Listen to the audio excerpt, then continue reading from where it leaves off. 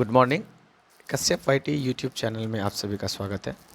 आज की ये जो वीडियो है बायोलॉजी पर बनाई गई है और इसमें जो कंपटीशन लेवल के जो भी मूल चीज़ें पूछे जाते हैं एक दिवसीय प्रतियोगिता परीक्षा के लिए तो उनके दृष्टिकोण से मैंने ये वीडियो बनाई है। पसंद आए तो लाइक शेयर सब्सक्राइब जरूर करें। चलिए आगे शुरू करते हैं। तो बायोलॉजी हम लोगों ने ये जो टॉपिक लिया है वो बायोलॉजी चैप्टर से लिया है।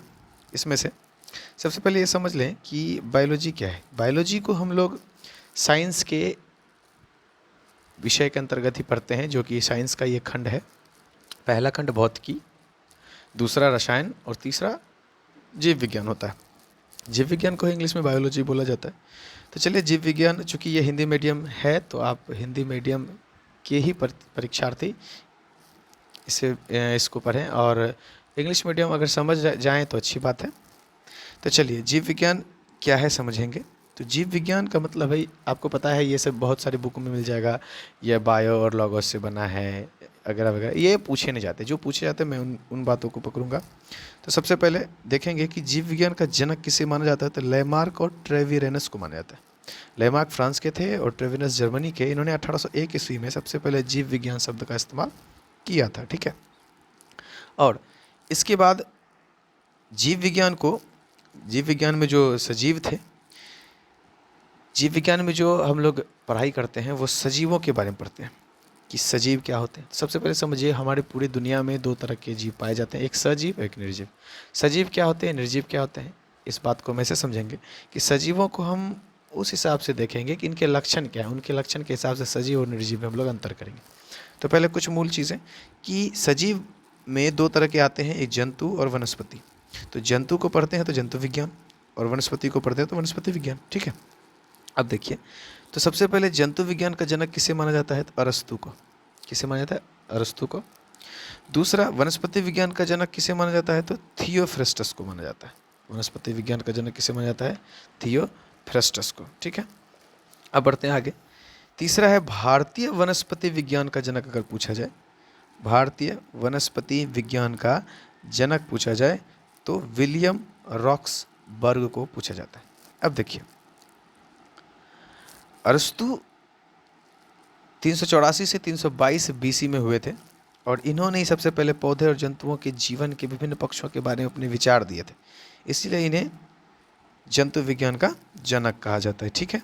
अब बढ़ते हैं आगे। अभी हमने कहा कि सजीव कौन होते हैं, निर्जीव कौन होते हैं, इनके हम लक्षणों के द्वारा हम इनमें विभेद करेंगे। ठीक है। अब देखिए लक्षण क्या क्या होते हैं। तो लक्षण की बात करेंगे सबसे पहले। तो लक्षण देखिए, सबसे पहले तो उनमें जीव द्रव्य होने चाहिए। क्या होने चाहिए, जीव द्रव्य होने चाहिए। अब जीव द्रव्य क्या होता है, जीव द्रव्य एक ऐसे पदार्थ होते हैं जिनमें 90% जल, 7% प्रोटीन और 2% कार्बोहाइड्रेट और बाकी 1% जो है अन्य चीज़ें पाई जाती हैं। ठीक है। अब देखिए दूसरी बात क्या है कि इसमें एक कोशिकीय संरचना होनी चाहिए, यानी इनकी जो संरचना है कोशिका से बनी होनी चाहिए। आपको पता है कि हमारे शरीर की सबसे न्यूनतम इकाई क्या होता है, क्रियात्मक इकाई कोशिका को कहते हैं। तो कोशिका वाली संरचना होनी चाहिए तभी वो जीव है। उसके बाद उनमें उपापचय होनी चाहिए। उपापचय में आता है आपका अपचयन और उपचयन। अपचयन क्या होता है, बड़े जटिल अणुओं को सरल छोटे छोटे अणुओं में तोड़ देना, अपचयन। और उपचयन क्या होता है, तो उपचयन कहता है कि सजीवों द्वारा छोटे अणुओं से जटिल अणुओं का निर्माण करना। छोटे अणुओं से, जैसे हम लोग भोजन करते हैं, भोजन से प्राप्त छोटे छोटे विटामिन या छोटे छोटे पोषक चीज़ों को ले करके हमारा अस्थि बनता है, जो कि हड्डियाँ जटिल होता है। तो इस तरह से हम कहते हैं कि जटिल अणुओं का निर्माण होता है, तो वो अपचयन होता है और उपचयन होता है, सॉरी। और अपचयन क्या होता है, अपचयन का मतलब है बड़े अणु टूटकर छोटे में खंडित होना, और उपचयन का मतलब उल्टा, उपचयन का मतलब उल्टा कि छोटे अणुओं से मिलकर बड़े जटिल अणुओं का निर्माण होना। ठीक है। उसके बाद अगला देखेंगे, इनका निश्चित जीवन चक्र होता है। सजीवों का निश्चित जीवन चक्र होता है, लेकिन निर्जीवों का कुछ नहीं होता। वो लंबे समय तक रह सकते हैं या कम समय भी खराब हो सकते हैं। उसके बाद प्रजनन, प्रजनन की बात करें तो प्रजनन यानी अपने ही जैसे संतान को जन्म देने की क्रिया। गति होना चाहिए, और पेड़ पौधे गति नहीं करते, वो एक जगह स्थिर रहते हैं, बाकी पेड़ पौधों में बाकी सारे गुण होते हैं, गति वो नहीं करते बस।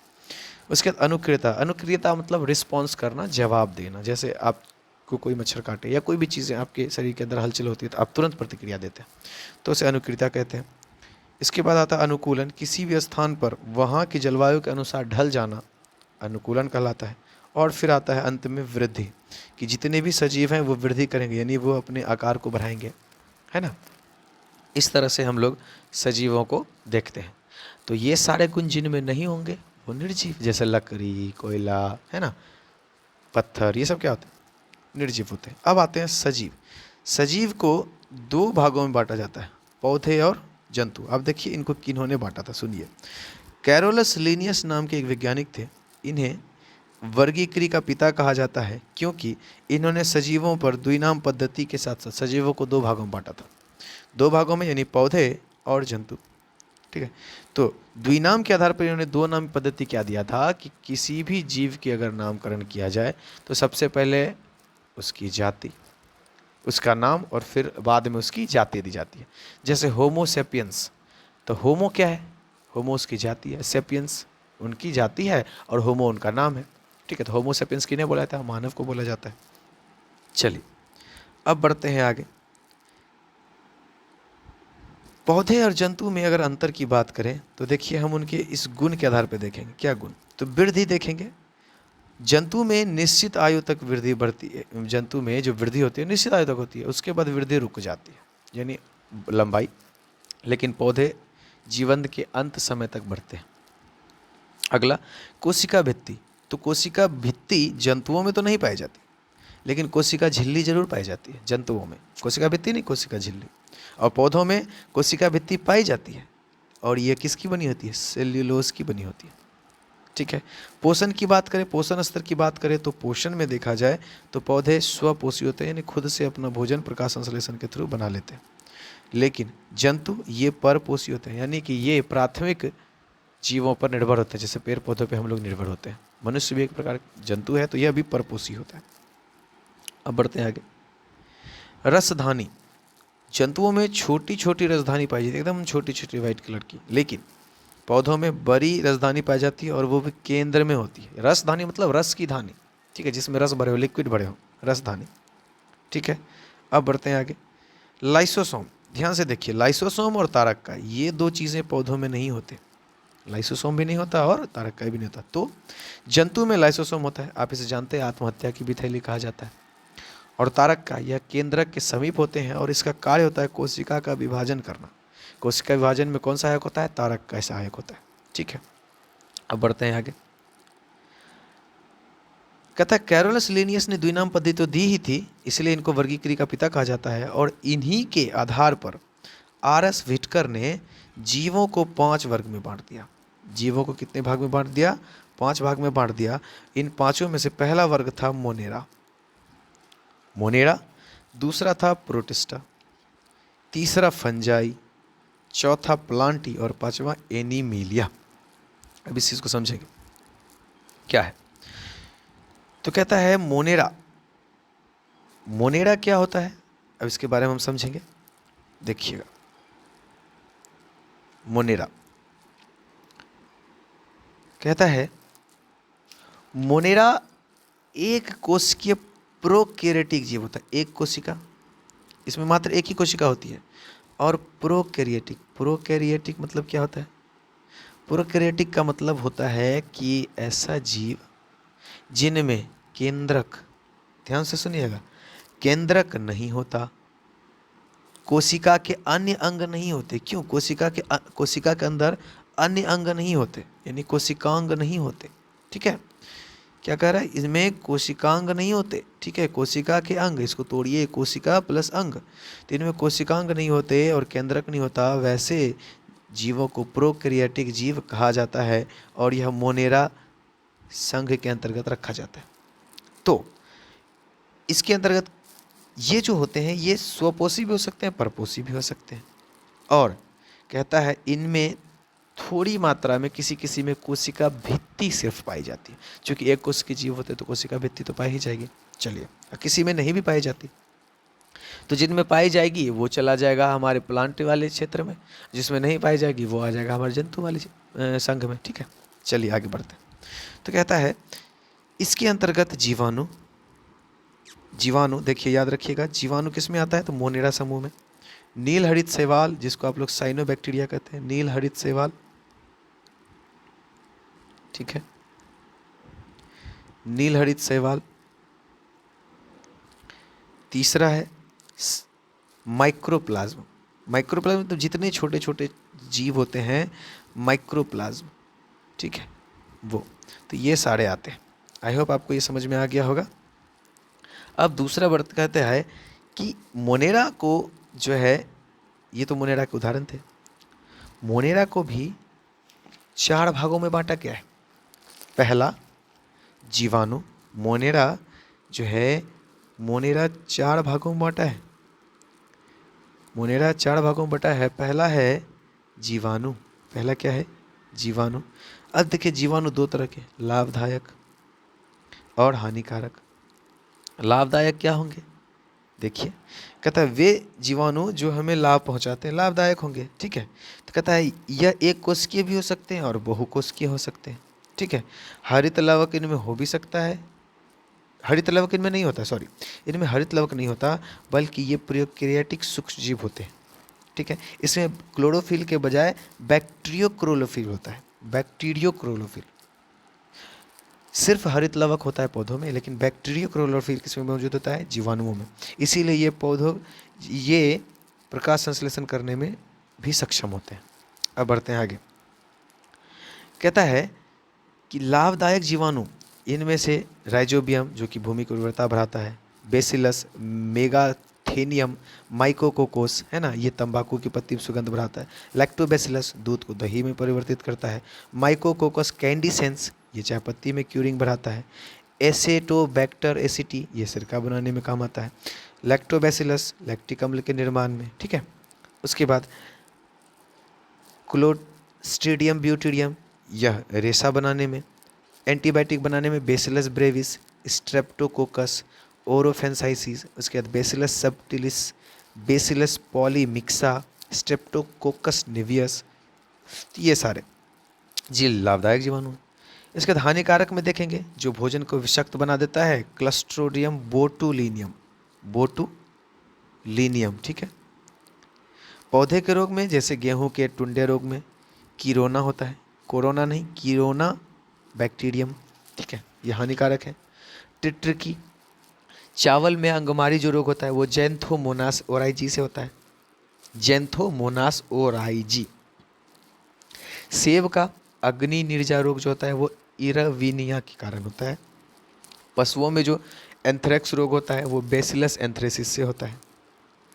जानवरों का पैर काला हो जाता है, यह क्लास्ट्रीडियम चोबई बैक्टीरिया से होता है। मानव में टाइफाइड होता है वो सल्मोनेला टाइफी के कारण होता है। हैजा ब्रेवियो कॉलेडी के अनुसार होता है। कुष्ठ रोग माइक्रोबैक्टीरियम लेप्री के कारण होता है। और काली खांसी जो होता है हेमोफिलस पर्टुसिस के कारण होता है।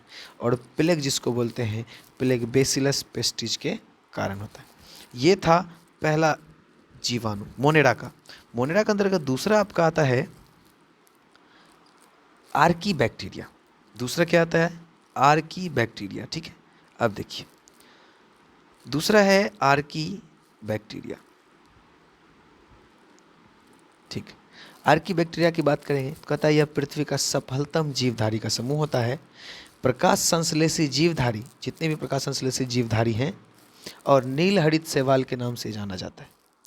इसकी जो कोशिका होती है कि मूलभूत संरचना जीवाणुओं से अधिक समानता रखती है। यह साइनोबैक्टीरिया होता है, यह प्रकाश संश्लेषी जीवधारी होता है और इसे नील हरित शैवाल भी कहा जाता है। इसकी जो कोशिकाएं होती है मूलभूत संरचना जीवाणुओं से अधिक मिलती जुलती रहे, है ना।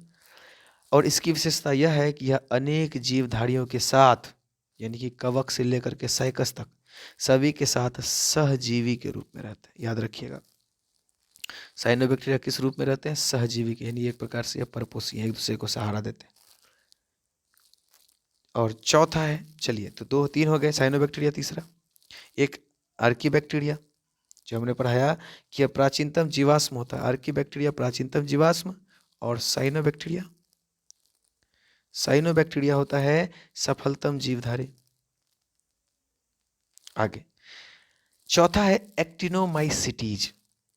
चौथे की बात करें तो 4 नंबर मोनेरा के अंतर्गत जो चौथा है, मोनेरा के अंतर्गत जो चौथा आता है वो है एक्टिनोमाइसिटीज। एक्टिनोमाइसिटीज, अब ध्यान देंगे, कहता है इन्हें कवकसम जीवाणु कहा जाता है और यह महत्वपूर्ण वंश स्ट्रेप्टोमाइसीज है। इनका जो महत्वपूर्ण वंशज होता है वो स्ट्रेप्टोमाइसीज है। इनका यूज याद रखिएगा, एक्टिनोमाइसिटीज, इसका उपयोग एंटीबायोटिक बनाने में किया जाता है। एंटीबायोटिक ध्यान रखिएगा, यानी प्रतिजैविक बनाने में इसका इस्तेमाल होता है। तो हमने मोनेरा पढ़ लिया, ठीक है। अब आते हैं मोनेरा के बाद हमारा दूसरा भाग है प्रोटिस्टा। यहाँ देखिए दूसरा भाग है प्रोटिस्टा। तो प्रोटिस्टा की बात करते हैं तो कहता है प्रोटिस्टा के अंतर्गत एक कोशिकीय यूकैरियोटिक जीव आते हैं। देखिए मोनेरा क्या था, एक कोशिकीय था, ऊपर से प्रोकैरियोटिक था, यानी इसमें ना तो कोशिका था ना तो कोशिकांग था। लेकिन अब जो हम लोग पढ़ेंगे उसमें क्या है कि उसमें आपको मिलता है एक कोशिकीय है, लेकिन इसमें क्या होगा, यूकैरियोटिक आएंगे, यानी एक कोशिका हो तो हो, लेकिन इसमें केंद्रक भी पाया जाएगा और कोशिकांग भी पाए जाएंगे। चलिए, तो दूसरा आता है प्रोटिस्टा। प्रोटिस्टा, तो प्रोटिस्टा के अंतर्गत कहता है कि इनमें जो है ना जीवों में गमन के लिए सीलिया और फ्लैजिला नामक संरचना होती है। एक कोशिकीय तो होते हैं, कोशिकांग के रूप में सीलिया और फ्लैजिला, ठीक है। इस तरह की संरचना पाई जाती है जिसमें कि वहन हो सकता है, भोजन वोजन का वहन हो सकता है, ठीक है। ये स्वपोषी विषमपोषी दोनों तरह के होते हैं। इसके अंतर्गत देखिए क्या आता है, एक कोशिकीय शैवाल आते हैं इसके अंतर्गत, ठीक है, एक कोशिकीय शैवाल आएंगे। उसके बाद डाइटम आएगा, डाइटम प्रोटिस्टा के अंतर्गत आता है। प्रोटोजोआ भी, प्रोटोजोआ यह भी किसके अंतर्गत आएगा, तो प्रोटिस्टा के अंतर्गत आएगा। इसके अलावा आप अमीबा को देखते हैं, पैरामीशियम, ठीक है, ये पैरामीशियम, ये सब के सब प्रोटिस्टा जगत के अंतर्गत आते हैं, ठीक है। पैरामीशियम को आप देखेंगे या अमीबा को देखेंगे तो इसमें केंद्रक होता है, माइटोकॉन्ड्रिया भी होता है ना, रसधान, भोजन की रसधानी भी होती है। तो इस तरह से आप देखेंगे तो इनमें ये एक कोशिकीय जीव होते हैं, एक कोशिकीय होता है, ठीक है, एक कोशिका ही पाई जाती है, लेकिन इसमें बहुत सभी अंग विकसित हो जाते हैं, यानी इसके अंतर्गत सभी चीज़ें मौजूद होती है प्रोटिस्टा। तीसरी बात करेंगे हम लोग, तीसरा है हमारा फंजाई। तीसरा क्या है, फंजाई। चलिए तीसरा हम फंजाई की बात करते हैं। चलिए, तो कहता है फंजाई के अंतर्गत ये विषम पोषी यानी दूसरों पर पोषित होते हैं। ये विषम पोषी यूकैरियोटिक होते हैं, ये भी एक प्रकार से यूकैरियोटिक, ठीक है। यूकैरियोटिक हमने बता दिया जिसमें केंद्रक हो, संगठित केंद्रक हो, कोशिकांग भी हो, विकसित हो, और ये पोषण के लिए ना, विषम पोषी हैं तो ये पोषण के लिए दूसरे पर निर्भर होंगे। तो ये फंजाई सड़े गले पदार्थों पर निर्भर रहते हैं। किस पे, सड़े गले पदार्थों पर निर्भर रहते हैं। आई होप आपको ये समझ में आ रहा होगा। और इन्हीं फंजाई को मृतजीवी भी कहा जाता है, याद रखिएगा, इन्हें मृतजीवी भी कहा जाता है। ये इनमें से कई ऐसे होते हैं ना जो अपने जीवन काल में एक कोशिका से बहुकोशिकीय हो जाते हैं, ठीक है, ये अपना बहुकोशिकीय भी बन जाते हैं, ठीक है, ये क्षमता बन जाता है, इनका क्षमता प्राप्त कर लेते हैं।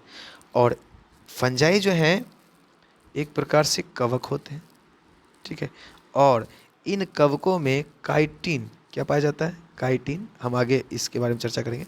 काइटिन नामक जटिल शर्करा की बनी हुई कोशिका भित्ति पाई जाती है। याद रखिएगा, कोशिका भित्ति जो है, कोशिका भित्ति काइटिन की बनी होती है, किसकी, तो ये होता है आपकी फंजाई का, यानी कि फंजाई जगत के जो कवक होते हैं, कवकों की जो कोशिका भित्ति होती है वह काइटिन नामक शर्करा की बनी होती है।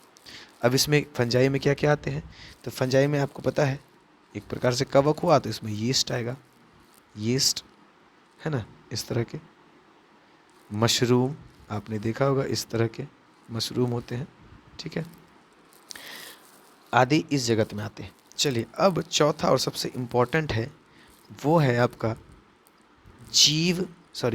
प्लांटी, यानी कि प्लांटी, अभी हमने पढ़ा था यहाँ ध्यान से देखिए, इसको हम देखेंगे तो प्रोटिस्टा हो गया, मोनेडा हो गया, हमने मोनेडा पढ़ लिया, प्रोटिस्टा पढ़ लिया, फंजाई पढ़ लिया। अब आते हैं प्लांटी। अब ध्यान से देखिए, यहाँ पर प्लांटी को मुख्यतः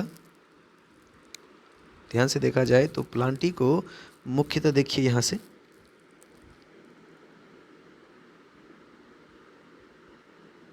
थैलेफाइटा, ब्रायोफाइटा, टेरिडोफाइटा, नग्नबीजी और आवृतबीजी, इन 5 भागों में बांटा गया है। चलिए, इतना समझ में आया। तो प्लांटी जो है, प्लांटी को अब पहले ये समझेंगे कि किन किन आधार पर प्लांटी का हम लोग किन किन आधार पर जो है गणना करेंगे, किन चीज़ों के किन लक्षण के आधार पर इनको हम प्लांटी में रखेंगे। चलिए समझते हैं। तो किसी भी जीव का प्लांटी में स्थान होने के लिए सबसे पहले हम देखते हैं कि उस पादप का, प्लांटी मतलब पादप जगत, पेड़ पौधे, तो कहता है इसमें ये देखते हैं कि सबसे पहले पादप का जो शरीर है, ठीक है, शरीर ये विकसित है कि नहीं। ठीक है, विकसित है, शरीर विकसित होना मतलब इसमें जड़ होता है कि नहीं होता है ना, तना होता है कि नहीं होता है, पत्तियां होती है कि नहीं होती है, यानी कि पादप का शरीर इन्हीं सब चीज़ों से तो मिलकर बना होता है। तो इनमें ये होता है कि नहीं होता है। अगला, इनमें जल संवहन के लिए नलिकाएं होती है या नहीं होती है ना। इसके अलावा इनमें बीज धारण की क्षमता होती है कि नहीं होती है ना।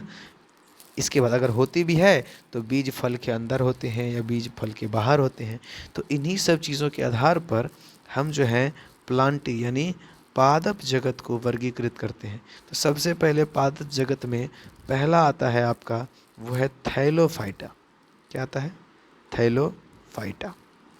अब समझिएगा, अभी हमने ऊपर में क्या क्या चीज़ें बताई थी कि शरीर विकसित होना चाहिए, यानी जड़, तना, पत्ती आदि में संवहन नलिकाएं होनी चाहिए, बीज है कि नहीं है तो अंदर है कि बाहर है। तो इसके आधार पर देखिए, तो थैलोफाइटा की बात करेंगे तो थैलोफाइटा में ये जान लीजिए कि थैलोफाइटा में पौधे के शरीर के सभी घटक विभेदित नहीं होते, यानी इनमें ना तो जड़ होता है, ना तो पत्ती होती है, ना तो तना होता है। ठीक है, और इस वर्ग के पौधों को सामान्यतः शैवाल कहा जाता है। देखिए, इन्हें क्या माना जाता है? इसे शैवाल कहा जाता है। ठीक है, शैवाल। ये मुख्यतः जलीय पादप होते हैं। ये अक्सर कहाँ पाए जाते हैं? जलों में, जल में प्राप्त होते हैं। ये जलीय पौधे होते हैं, जैसे यूलोथ्रिक्स, स्पाइरोगाइरा, कारा। ठीक है, यूलोथ्रिक्स, इसके बाद स्पाइरो गायरा, इसके अलावा कारा इत्यादि, ये सारे थैलोफाइटा में आते हैं। आई होप आपको ये समझ में आ रहा होगा। अब बढ़ते हैं आगे। दूसरा है दूसरा है ब्रायोफाइटा। देखेंगे दूसरा क्या है, तो दूसरा है यहाँ पर ब्रायोफाइटा। तो ब्रायोफाइटा की बात करते हैं। चलिए, ब्रायोफाइटा देखिए, तो कहता है ब्रायोफाइटा में क्या होता है कि इनका जो शरीर होता है ना, इनमें ये जड़, तना और पत्ती इनमें विकसित होता है, यानी कि इनमें जड़, तना, पत्ती होता है। लेकिन सुनिए, एक भाग से दूसरे भाग में जाने के लिए इसमें संवहनी ऊतक नहीं होता है। संवहनी ऊतक नहीं होता है। देख लीजिए, अब कुछ नहीं था तो वो आ गया कवक, शैवाल आ गया। कुछ नहीं था तो वो थैलोफाइटा में आ गया था, यानी कि शैवाल। अब जड़, तना, पत्ती, सिर्फ जड़, तना, पत्ती है, संवहनी ऊतक नहीं है, तो ये आ गया ब्रायोफाइटा में। ठीक है, समझ रहे हैं कि पत्ता आपको दिख जाएगा, हाँ इसमें पत्ता है, इसमें जड़ भी है, इसमें तना भी है, लेकिन इसके अंदर संवहनी ऊतक नहीं होगा, यानी उसमें जलीय उसमें द्रव जो है ना भरे होंगे। जैसे देख लीजिए, मॉस का पौधा, प्यूनेरिया का पौधा, मार्केशिया का पौधा, है ना, ये सब आपके ब्रायोफाइटा में आते हैं। तीसरा आता है आपका, वो है टेरिडोफाइटा। आप नाम एक और से याद रखते चलेंगे। सबसे पहले थैलोफाइटा, फिर ब्रायोफाइटा। ठीक है, अब आते हैं टेरिडोफाइटा। अब देखिए, पहला में क्या था? कुछ नहीं था। दूसरे में क्या आया? जड़, तना, पत्ती में आया, लेकिन संवहनी नहीं था। अब इसमें हो सकता है दोनों हो। तो देखिए, कहता है इन पौधों का शरीर जड़, तना, पत्ती में विभाजित भी होता है। पहली सही बात है, दूसरा, इसमें संवहन ऊतक भी पाए जाते हैं। इनमें क्या होगा कि संवहन ऊतक भी पाया जाएगा, इनमें दोनों गुण पाए जाते हैं, इसीलिए टेरिडोफाइटा। ठीक है, अब देखिए कहता है टेरिडोफाइटा में उदाहरण के तौर पे देखिए फर्न का पौधा, मर्सीलिया का पौधा, ठीक है, हॉर्स टेल का पौधा, है ना, ये सारे पौधे किस में आते हैं? टेरिडोफाइटा में आते हैं। ठीक है, तो कहता है ये ऊपर के अभी तक जो तीनों हमने पादप वर्ग को पढ़ा, इनमें जननांग, जननांग समझिए ऐसा अंग जहाँ से दूसरे पेड़ जन्म लेते हैं या बीज उत्पन्न होते हैं, ये जो जननांग होता है ये अप्रत्यक्ष होता है, यानी दिखाई नहीं पड़ता। ठीक है, और इनमें बीज उत्पन्न करने की क्षमता भी नहीं होती। अब देखिए बीज वाली बात होगी, इसमें बीज उत्पन्न करने की क्षमता नहीं होती है, और इसीलिए ठीक है बीज उत्पन्न की क्षमता से रहित पौधे होते हैं, और अतः इन्हें क्रिप्टोगेमी क्या कहा जाता है? क्रिप्टोगेमी पौधा कहा जाता है। तो याद रखिएगा क्रिप्टोगेमी कब कहलाया गया? जब कोई पौधा बीज नहीं उत्पन्न करता है उसे क्रिप्टोगेमी पौधा बोला जाता है। ठीक है, आप इस चीज़ को याद रखिएगा। आगे बढ़ते हैं। चौथा आता है नग्न बीजी पौधा। नग्न बीजी याद रखिएगा, चौथा 4 नंबर पे, प्लांट के चौथे नंबर पे आता है नग्न बीजी पौधा। तो हम इसके बारे में बात करेंगे। नग्न बीजी पौधा क्या होता है? इसे जिम्नोस्पर्म बोला जाता है। नग्न बीज यानी जिनके बीज नंगे होते हैं। ठीक है, जिनके बीज क्या होते हैं? नग्न होते हैं। और ये इनके जो बीज होते हैं फल के अंदर नहीं होते, ये फल के अंदर बीज नहीं होते। ठीक है, ये पौधे आखिर पाए कहाँ जाते हैं? ये बहुवर्षा, जहाँ ज़्यादा वर्षा होती है वैसे क्षेत्रों में, सदाबहार जंगलों में होते हैं। और ये काष्ठी होते हैं, काष्ठ वाले लकड़ी वाले होते हैं, यानी कि ये काष्ठ हो जाते हैं, लकड़ी के पौधे होते हैं।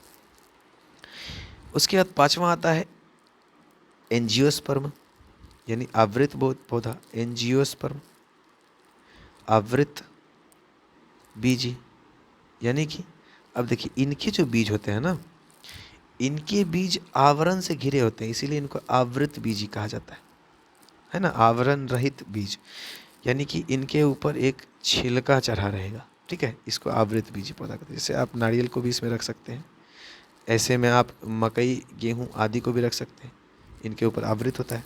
ठीक है, तो आवृत बीजी पौधे होते हैं। एंजियोस्पर्म क्या होते हैं? तो आवृत बीजी पौधे होते हैं। ठीक है, अब समझेंगे आवृत बीजी क्या है। कहता है इन पौधों के बीज फल के अंदर होते हैं, फल के अंदर होते हैं। सेब भी क्या है? आवृत बीजी। गूलर का फल क्या होता है? आवृत बीजी होता है ना। पपीता आवृत बीजी है। कहता है इन्हें पुष्पीय पादप भी कहा जाता है, क्योंकि इनमें बीजों का जो विकास होता है अंडाशय के अंदर होता है, और जो बाद में वह फल बन जाता है, अमृत, आवृत बीजी। अब देखिए इसमें बीज जो होते हैं एक बीजपत्री भी होते हैं और द्विबीजपत्री भी होते हैं, यानी ऐसे बीज जो एक पत्र में ढके हों और जो 2 बीज पत्रों में इस तरह हों और आवरण से ढके हों।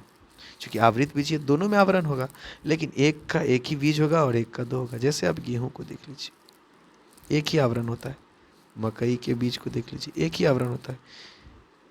अमरूद के बीजों को देख लीजिए, एक ही होता है।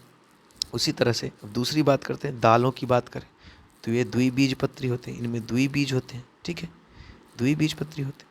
तो ये आपको आई थिंक समझ में आ गया होगा एक पत्री द्विबीजपत्री क्या होता है। चलिए अब तीसरी बात करते हैं हम लोग, एनीमेलिया। ठीक है, एनीमेलिया। ठीक है, अब एनीमेलिया की बात करते हैं तो इसके अंतर्गत जो है हमने आपको बताया था कि एनीमिलिया को समझने के लिए पहले यहाँ देखें, हम इसको देखेंगे कि एनीमेलिया को हम लोग 10 भागों में बांटे हैं। ठीक है, पहला है आपका पेरीफेरा, दूसरा सिलेंट्रेटा, तीसरा Platyhelminthes, Aschelminthes, Annelida, Arthropoda, Mollusca, Echinodermata, Chordata Protochordata और वर्टिब्रेटा, जिसको कहते हैं कशेरुकी जंतु। बहुत इंपॉर्टेंट है, आप इस चीज़ को ध्यान से समझें।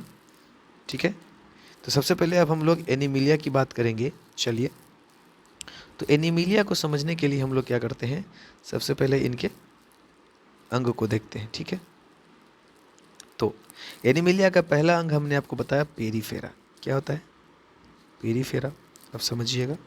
कहता है कि इनकी जो संरचना, शरीर की संरचना होती है।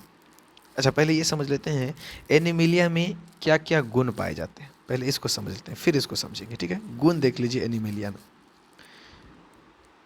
तो एनिमिलिया का गुण क्या क्या होता है? सबसे पहले तो यह वर्ग यूकैरियोटिक होता है। यूकैरियोटिक आपको समझ में आ ही गया होगा। यूकैरियोटिक जैसे ही मैं बोलूँ, इसका सीधा सा मतलब समझ लिए, इसमें कोशिका भी केंद्रक होगा, कोशिकांग होंगे, है ना। ये दो चीज़ें होंगी, कोशिकांग भी होंगे। उसके बाद कहता है इस वर्ग में यूकैरियोटिक बहुकोशिकीय, बहुत ज़्यादा बहुकोशिकीय होंगे। ये एक से अधिक कोशिका होगा, बहुकोशिकीय। और विषमपोषी, जो दूसरों पर निर्भर होते हैं, इसका वर्ग है ये। यह बगैर कोशिका भित्ति, इसमें कोशिका भित्ति नहीं होती, कोशिका झिल्ली होती है। इनमें क्या पाया जाता है? कोशिका झिल्ली पाया जाता है। इनमें कोशिका झिल्ली पाया जाता है। तो सुनिएगा, कहता है पेरीफेरा जो होता है। अब आते हैं पेरीफेरा पे। पेरीफेरा की बात करते हैं। पेरीफेरा ये अत्यंत सरल शारीरिक संरचना वाले छिद्रयुक्त जीवधारी होते हैं। जिनके ये शरीर है, इनके ऊपर छिद्रयुक्त होता है। और ये अचल जीव है, ये चलते नहीं है, किसी आधार से चिपके रहते हैं। और इनमें उत्तक भी नहीं होता, इनमें उत्तक भी नहीं होता, ठीक है। और इन्हें सामान्यतः स्पंज कहा जाता है। तो याद रखिएगा, स्पंज किस संघ में आता है? पेरीफेरा में। लेकिन यीस्ट किस में आता है? तो यीस्ट की बात हमने आपको बताया था कि यीस्ट जो होंगे वो मोलस्का के अंतर्गत आएंगे, है ना। चलिए अब बढ़ते हैं आगे। पेरीफेरा का जो विभेदन, इनमें ऊतक नहीं पाए जाते हैं। इनका पूरा शरीर छिद्र होता है और इन्हें स्पंज कहा जाता है। जैसे साइकन, ध्यान रखिएगा, साइकन, दूसरा स्पॉन्जिला, ठीक है। ये पेरीफेरा के अंतर्गत आते हैं। अब आगे बढ़ते हैं। दूसरा है सिलेंट्रेटा। सिलेंट्रेटा सिलेंट्रेटा की बात करते हैं तो यह एक जलीय जंतु होता है जिसका शरीर कोशिका की दो परतों का बना था। याद रखिएगा कि एनिमिलिया का ऐसा कौन सा संघ है जिसके जंतु की शरीर दो कोशिकाओं की परतों से बना होता है? तो यह है सिलेंट्रेटा। इनमें ऊतक भी होता है, इसके शरीर में ऊतक होते हैं, ठीक है। और इनके देह में गुहा पाई जाती है, इस तरह की देह गुहा पाई जाती है। यानी कि शरीर के अंदर जो है गुहा पाया जाता है। गुहा मतलब गड्ढा, मतलब शरीर, गुफा के, शरीर के अंदर गुफा होती है। तो कहता है जैसे हाइड्रा, हाइड्रा एक जीव है, ठीक है। इसके बारे में आपको पता होता है, ये मुकुलन करता है ना। इसमें ब्रेन नहीं होता, फिर भी तंत्र का तंत्र होता है, ठीक है। और इसके बारे में कहा जाता है कि ये जो क्या कहते हैं, बिना रुधिर के श्वसन करता है। हाइड्रा बहुत इंपॉर्टेंट है ये, ठीक है। दूसरा देखेंगे समुद्री एनीमेन। समुद्री एनीमेन, एनीमोन, आप इनके चित्र जरूर देख लें वीडियो से के आधार पे, फोटो के आधार पे, गूगल पे सर्च करके। फिर आपने देखा होगा इस तरह की जेलीफिश, इस तरह की जेलीफिश दिखा होगा, ठीक है। ये भी पाया जाता है, ये भी सेलेंट्रेटा के अंतर्गत आता है। और कोरल, जिसको आप लोग कोरल रीफ बोलते हैं, समुद्र के किनारे किनारे पर इस तरह चट्टानों की तरफ कोरल रीफ, मूंगा, इसको मूंगा भी बोला जाता है, मूंगा, ठीक है। ये मूंगा इसी के अंतर्गत आता है, ठीक है। तो हमने अब देखा कि स्पॉन्जिला, साइकोन, हाइड्रा, ये सब किसके अंतर्गत आते हैं? तो पेरीफेरा के अंतर्गत आते हैं, जो कि पहला संघ है एनिमेलिया का। और दूसरा था सिलेंट्रेटा, उसमें जेलीफिश वगैरह आए, ठीक है। अभी जो हमने पढ़ा वो सिलेंट्रेटा था दूसरा। पहला में तो हमने पढ़ ही चुका है कि स्पंज आते हैं इसके अंदर। सिलेंट्रेटा में हाइड्रा, समुद्री जीव, जेलीफिश वगैरह आते हैं। अब तीसरा लेते हैं प्लेटी हेलमंथीज। प्लेटी हेलमंथीज, इसको समझिए। कहता है इनका शरीर त्रिकोरक रहता है। त्रिकोरक मतलब तीन कोण होते हैं इसके शरीर में। और इसकी जैविक संरचना थोड़ी जटिल होती है, यानी इसमें उत्तक विभेदन भी अच्छे से हो जाता है, ठीक है। और बाह्य और आंतरिक कंकाल दोनों प्रकार के स्तर से ढके होते हैं, दोनों गुण होगा इसमें। और इसमें वास्तविक देह गुहा नहीं होती, इनके अंतर्गत देह गुहा नहीं पाई जाती। ठीक है, अब देह गुहा नहीं होगा तो कहता है इनका शरीर द्विपार्श्व होता है, यानी बीच से अगर काटें तो इधर जैसा संरचना, इधर भी वैसा ही संरचना। ठीक है, द्विपार्श्व तो ठीक है, बीच से काटने पे दायां बायां समान संरचना। और इन्हें चपटे कृमि के अंतर्गत आता है। ये इसके अंतर्गत क्या आता है, तो चपटा कृमि आता है। ठीक है, जितने भी चपटा कृमि हैं एक इनके इनके अंतर्गत आता है। तो ये चपटा कृमि आता है प्लेरी हेलमिंथीज के कारण के वर्ग में। ठीक है, आगे इसके अलावा लीवर फ्लूक परजीवी, प्लोनेरिया परजीवी, ये सब भी किसके अंतर्गत आते हैं, प्लेरी हेलमिंथीज के अंतर्गत आते हैं। आप इनके नाम जरूर लिख लें ताकि आपको आसानी रहे। फिर आता है एस्केलमेंथीज, एस्केलमिंथीज। ठीक है, इसको देखेंगे हम लोग। चौथा, तो एस्केलमिंथीज की बात करें तो एस्केलमिंथीज क्या होता है, ये भी द्विपार्श्व सम्मित होता है। द्विपार्श्व मतलब बायलेटरल, इधर जितने अंग होंगे इधर भी उतने ही अंग होंगे। ठीक है, जैसे हम मनुष्य को भी देखिए, यह भी एक प्रकार से द्विपार्श्व होता है, यानी दायां हाथ बायां हाथ दोनों एक जैसा, एक लंबाई के बराबर लंबाई का सब चीज़ होता है। तो इसी को कहा जाता है द्विपार्श्व सम्मित। तो हम लोग फिलहाल यहाँ पर एस्केलमेंथीज की बात कर रहे हैं। तो इसमें देखिए एस्केलमेंथीज जो होते हैं ये भी द्विपार्श्व सम्मित होते हैं, त्रिकोरक जीव होते हैं, लेकिन इनका शरीर चपटा ना होकर के बेलनाकार होता है। आपको पता है बेलनाकार, ये इस तरह के बेलनाकार होता है। और इसमें अंग तंत्र विकसित नहीं होता, इसके अंतर्गत अंग नहीं होते। ठीक है, और ये दूसरे जंतुओं में परजीवी के तौर पर रोग उत्पन्न करते हैं, परजीवी के तौर पर रोग उत्पन्न करते हैं, वो एस्केलमिंथीज के अंतर्गत आते हैं। जैसे पिन कृमि, ठीक है, गोल कृमि, फाइलेरिया कृमि, ये सब कृमि जो होते हैं ये एस्केलमिंथीज के अंतर्गत आते हैं। पांचवा की बात करेंगे एनालिडा। ठीक है, पांचवा की बात करेंगे एनालिडा। तो देखेंगे समझेंगे एनालिडा क्या होता है। कहता है इसमें वास्तविक देह गुहा वाले द्विपार्श्व सम्मित त्रिकोरक जीव। देखिए देह गुहा सब में आएगा, देह गुहा है, बिल्कुल है, द्विपार्श्व सम्मित है, बिल्कुल है, और इसके अंतर्गत ये त्रिकोरक है तो है। ठीक है, अब देखिए कहता है कि इसके अंतर्गत जो होते हैं इसमें विकसित और विभेदित अंग होते हैं, इनके अंग अलग अलग होते हैं, हाथ होगा पैर होगा, कुछ ना कुछ तो होगा ही। ठीक है, पाचन तंत्र भी होगा। तो कहता है इसमें संवहन, पाचन, उत्सर्जन एवं तंत्रिका तंत्र भी उपस्थित होते हैं। एनालिडा ध्यान से रखिएगा, कहता है इसके अंतर्गत तो सबसे पहले तो वास्तविक देह गुहा भी होगा, द्विपार्श्व सम्मित भी होगा, त्रिकोणक भी होगा, विकसित अंग भी होंगे, इसके अलावा संवहन, पाचन, उत्सर्जन और तंत्रिका तंत्र भी उपस्थित होंगे, और ये जल तथा जमीन दोनों पर रहेंगे। जल तथा जमीन यानी कि ये हो गया उभयचर प्राणी। तो उभयचर प्राणी किसके अंतर्गत आता है, तो इसे रखा जाता है एनालिडा के अंतर्गत। ठीक है, तो आप आसानी से पकड़ सकते हैं एनालिडा में कौन आएगा, केचुआ आएगा, जोंक आएगा, मेढक आएगा, है ना। चलिए छठा बात करते हैं हम लोग। तो छठा है हमारा ऑर्थोपोडा। छठा कौन सा है, ऑर्थोपोडा।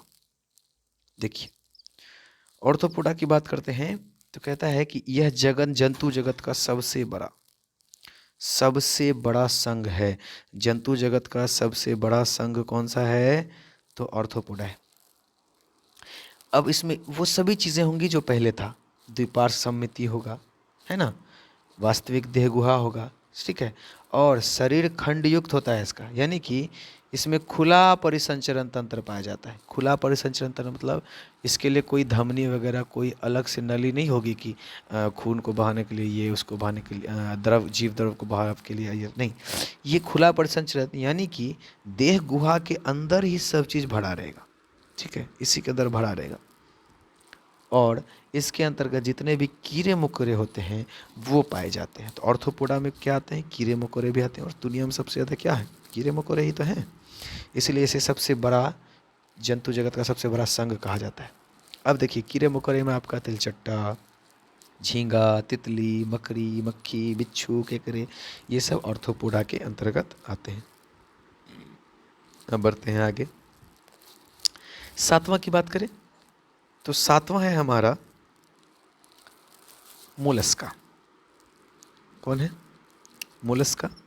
तो मोलस्का की बात करते हैं, ध्यान दीजिएगा। कहता है जितने भी जीवधारी हैं इसमें द्विपार्श्व सममित तो होंगे ही, इसके अलावा इनके शरीर पर कवच पाया जाएगा। जो मेन चीज़ है इसको हम लोग देखेंगे, इनके शरीर पे क्या पाया जाएगा? तो कवच पाया जाएगा। अब जैसे देखिए कछुआ, कवच होता है ना, बिल्कुल होता है। घोंघा, सीप।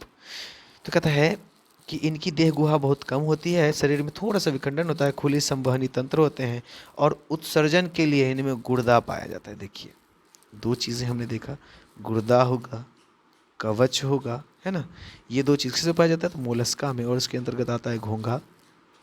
ठीक है, इसके अंतर्गत आपका घोंघा, इसके अलावा सीप। ठीक है, ये सब किस में आएंगे? इसी में आएंगे। चलिए, तो आई थिंक आपको ये समझ में आ गया मोलस्का क्या है।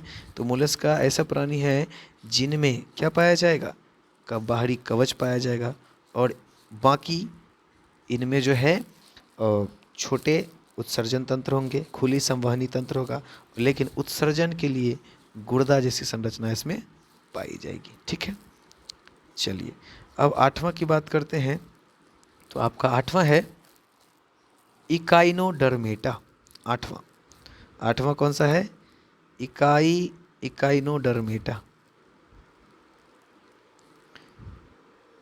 आठवां इकाइनोडर्मेटा।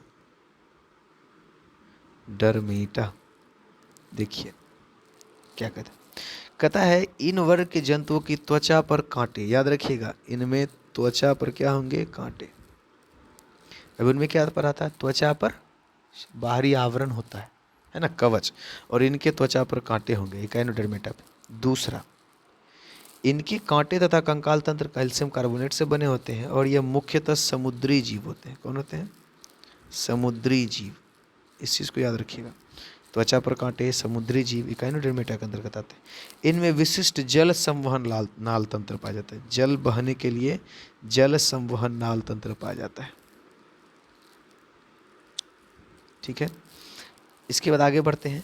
इनकी जो इनकी गति में सहायक होता है, जैसे आपने देखा होगा स्टार फिश, इस तरह की मछली आपने देखा होगा, समुद्री अर्चिन इकाइनोडर्मेटा के अंतर्गत आते हैं। इसके बाद नौवां आता है हमारा, जिसको हम लोग कहेंगे Chordata Protochordata. 9 number Chordata Protochordata. Protochordata, ध्यान से देखिए। यह भी द्विपार्श्व सममित होता है। हमने बताया जैसे द्विपार्श्व सममित की बात करें, आप समझ जाइए जो इतना जिधर एक साइड में दायां पक्ष जैसा होगा वैसा ही बायां पक्ष भी होगा बीच से काटने पर। इनमें भी देह गुहा होता है। ठीक है, और कहता है यह नोटोकर्ड छड़ की तरह लंबी संरचना होती है जो जंतुओं के पृष्ठभाग पर पाई जाती है। यानी इसकी जो तंत्रिका है वह ऊतक को आहार नाल से अलग करता है। आहार नाल से अलग कर देता है कौन? इसके तंत्रिका। ठीक है, अब कहता है कि इसके अंतर्गत हर्डमेनिया, बेलिनोग्लोसस आदि समुद्री जीव आते हैं। इसमें भी समुद्री जीव ही अक्सर आते हैं और ये बहुत कम पूछे जाते हैं कॉर्डेटा। अब बढ़ते हैं आगे, सबसे लास्ट जो कि अंतिम है उसको कहते हैं वर्टीब्रेटा। क्या कहते हैं? वर्टीब्रेटा, यानी इसको कशेरुकी भी कहा जाता है। कशेरुकी। वीडियो थोड़ी सी लंबी होगी लेकिन आप इसको आराम से पढ़ें, आई होप आपको समझ में आ जाएगा। तो कशेरुकी यह सर्वाधिक विकसित जंतुओं का वर्ग होता है। सबसे ज़्यादा विकसित इन्हीं के जंतु होते हैं। इनमें हम लोग भी आते जाते हैं, मानव भी आता है। तो चलिए देखते हैं। कहता है इसमें वास्तविक मेरुदंड और अंतः कंकाल होता है। इसमें क्या क्या पाया जाएगा? मेरुदंड, अंतः कंकाल, शरीर के अंदर कंकाल होंगे, ठीक है, हड्डियाँ वगैरह। इसके बाद कहता है इनकी जो पेशियाँ होती है इनमें पेशियाँ भी होंगी, ठीक है, और ये पेशियाँ कंकाल से जुड़ी होंगी, है ना। इनमें देह गुहा भी होगा, सब चीज़ होता है इनमें, इसलिए सबसे ज़्यादा विकसित होता है। नोटोकार्ड भी होता है, कशेरुकी दंड होता है, मेरुरज्जु पाया जाता है, है ना। उसके बाद त्रिकोणिकी तो होगा ही, और द्विपार्श्व सममित तो होगा ही।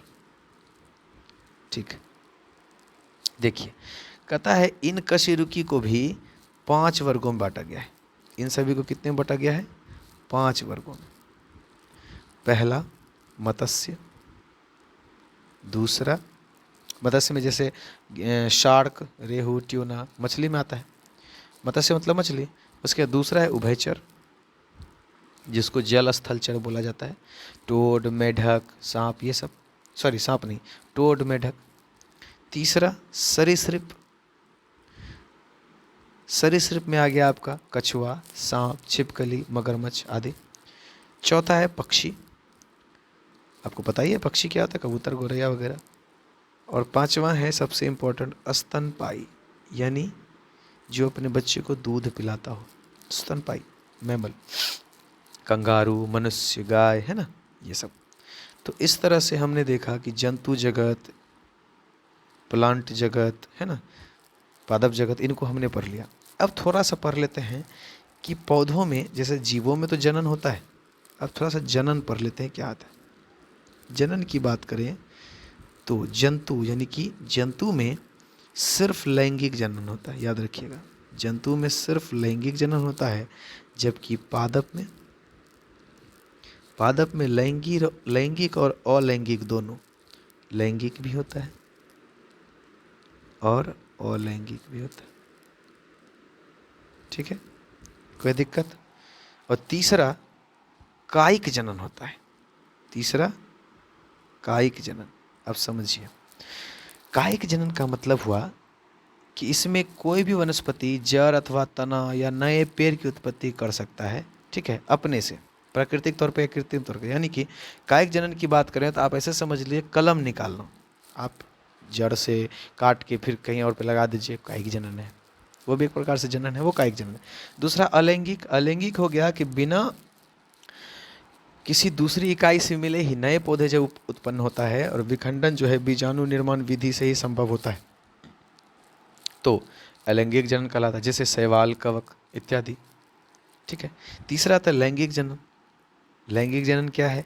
तो कहता है कि अधिक विकसित फल और पौधों में बीजों द्वारा मुख्यतः लैंगिक जनन होता है, और इन फूलों में नर मैगिट और मादा गैमिट होते हैं, जिसको आप लोग जननांग और पुष्पांग, स्त्री केसर, पुंकेसर कहते हैं, और इन्हीं के मिलने से युग्मनक होते हैं। और ये लैंगिक जनन कई प्रकार से होते हैं, हवा के संवहन से, कीटों द्वारा, कई तरह से होते हैं। ठीक है, तो इस तरह से हमने जनन अच्छे से पढ़ लिया। आई होप आपको ये वीडियो पसंद आई। अब थोड़ा सा हम लोग और पढ़ते हैं इसके बारे में कुछ इम्पोर्टेंट पॉइंट। तो देखिए, अभी हमने आपको बता दिया कि पौधे अस्तित्व हेतु जनन करते हैं, कायिक जनन में अलैंगिक जनन, लैंगिक जनन, जंतु केवल लैंगिक जनन करते हैं। अब कुछ नोट्स देखिए, कहता है कवक की कोशिका भित्ति काइटिन की बनी होती है। जीवाणु को संक्रमित करने वाला जीवाणु भोजी कहलाता है, यानी ऐसे जीवाणु जो दूसरे जीवाणु को खा लें, जीवाणु भोजी। जंतु जगत का सबसे बड़ा संघ हमने बताया था ऑर्थोपोडा, जिसमें कीड़े मकोड़े आते हैं। फर्स्ट प्रकाश संश्लेषण जीव कौन है? तो साइनोबैक्टीरिया, जीव है, पौधे नहीं है, जीव है, एनिमेलिया। वायरस की बात करते हैं तो वायरस में न्यूक्लियो प्रोटीन होता है, ठीक है, और इसका फर्स्ट क्रिस्टल के रूप में प्राप्त किया था WM स्टैनले ने, क्रिस्टल के रूप में इसको देखा था वायरस को, WH स्टैनले ने। कीटों में काइटिन की बाह्य कंकाल तंत्रिका होती है, ठीक है, बाह्य कंकाल होता है कीटों में, काइटिन की बनी हुई। अब देखिए, बिना मस्तिष्क के तंत्रिका तंत्र होता है हाइड्रा में, और यह बिना रुधिर के श्वसन करता है, कमाल की बात है। अब स्तनपाई की बात करते हैं तो स्तनपाई पक्षी चमगादड़, सबसे बड़ा स्तनपाई ब्लू व्हेल। अब देखिए, ऑक्टोपस किस में आता है? तो ऑक्टोपस आता है मोलस्का में। किस में आएगा? मोलस्का में। मॉर्फिन, मॉर्फिन पाया जाता है किससे? अफीम से प्राप्त होता है। यह दर्द निवारक में काम आता है, इसलिए देखते हैं कि नशेड़ी आदमी को थोड़ा कम दर्द का एहसास होता है, क्योंकि वो ऑलरेडी नशे में रहते हैं। अब आगे बढ़ते हैं। जीवाणु खोज, जीवाणु की खोज वॉन ल्यूवेनहॉक ने की थी, और माइक्रोप्लाज्मा स्वयं विकास करने में और प्रजनन करने में योग्य होता है, सक्षम होता है। माइक्रोप्लाज्मा खुद से विकास कर लेगा, खुद से जनन कर लेगा। कवक में भोजन ग्लाइकोजन के रूप में उपस्थित होता है, और कवक में आ जाता है आपका यीस्ट, मशरूम। इन कवकों का इस्तेमाल क्या होता है? पनीर उद्योग में, डबल रोटी बनाने वाले फैक्ट्रियों में, अल्कोहल बनाने वाले में, अम्ल बनाने वाले में, औषधि निर्माण आदि में इनका उपयोग किया जाता है। तो आई होप आपको ये सब चीज़ें समझ में आ गई होंगी। उम्मीद करते हैं आपको ये वीडियो पसंद आई होगी, और पसंद आए तो लाइक शेयर सब्सक्राइब जरूर करें और दोस्तों को भी शेयर करें। धन्यवाद।